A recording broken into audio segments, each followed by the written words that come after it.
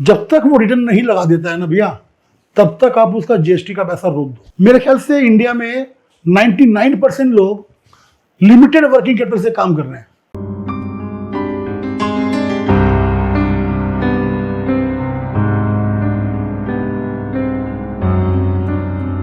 Rule 88D पर मेरा पिछला वीडियो आप सभी ने देखा होगा।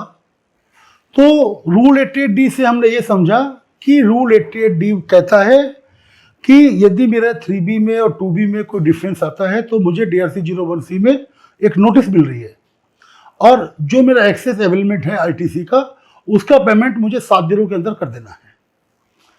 तो अब क्या है कि 4 अगस्त 2023 को सरकार ने ये नोटिफिकेशन जारी किया।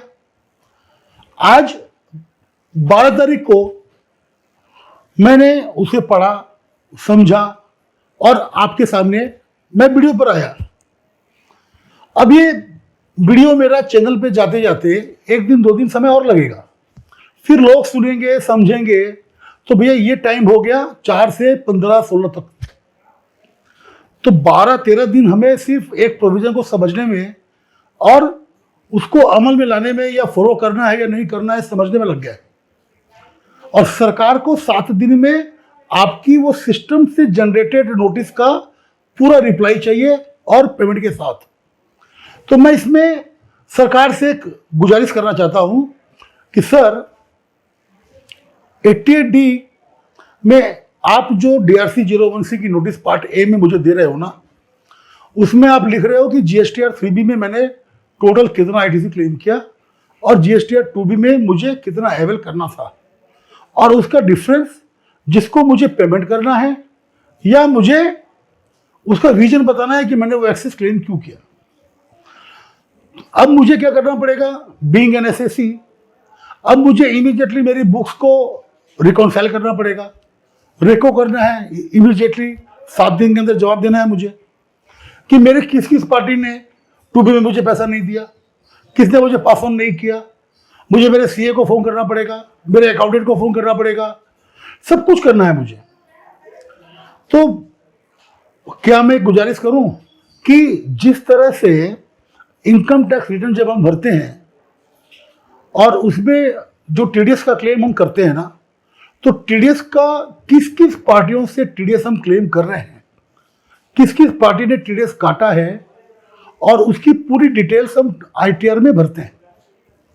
पार्टी का नाम, उसका टेन नंबर, मेरा पेन नंबर, किस अमाउंट पे काटा, किस सेक्शन में काटा और कितना रुपया काटा। और इनकम टैक्स डिपार्टमेंट को जब वो पार्टी रिटर्न लगाती है TDS रिटर्न, तो वो उससे मैच करते हैं आप। अब मैच करने के बाद किन किन पार्टियों का TDS मुझे क्लेम नहीं मिलना है, ये आप निर्धारित कर लेते हो। क्या उसी तर्ज पर आप GSTR 3B में मुझे थोड़ी सी जगह दे दें कि GSTR 2B से ही मुझे जब आपको इनपुट देना है, अवेल करना है, तो मेरे GSTR 2B का स्टेटमेंट आप ऑटो पॉपुलेट कर दें GSTR 3B में, और उसी में मुझे ऐड और रिमूव करने का बटन दे दें। तो मुझे जिन पार्टियों का क्लेम करना है उसे मैं रख लूँगा, यदि मुझे कोई ऐड करना है तो मैं ऐड कर दूंगा और उसे क्लेम कर लूँगा।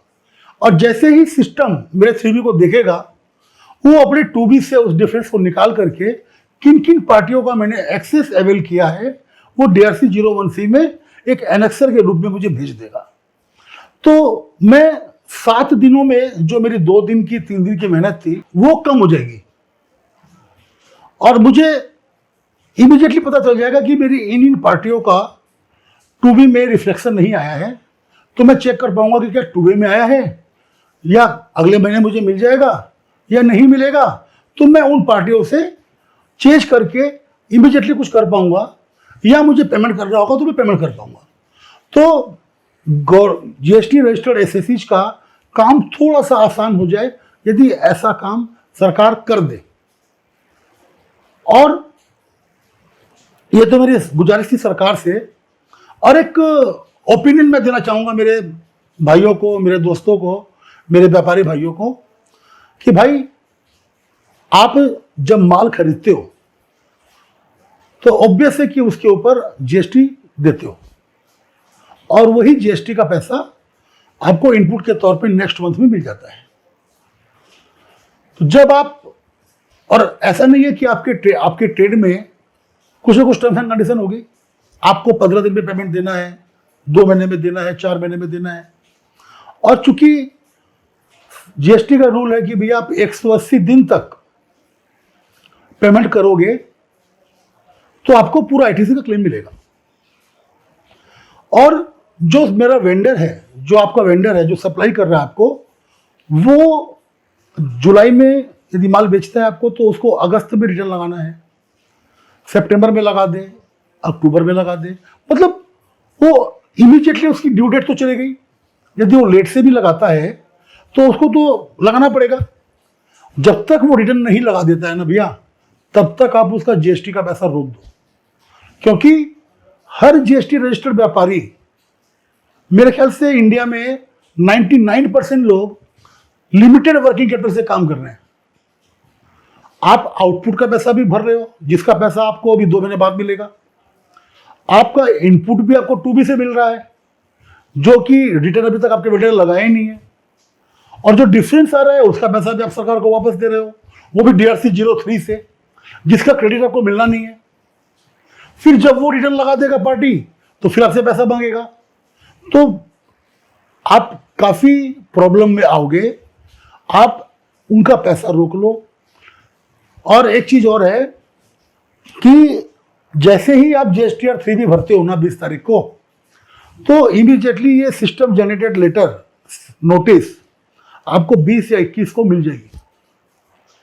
और जैसे ही नोटिस आपको मिलेगी तो विद इन 7 डेज आपको, यानी 27 या 28 तारीख तक आपको पेमेंट करना है एक्सेस अवेलमेंट का, या रीजन बताना है।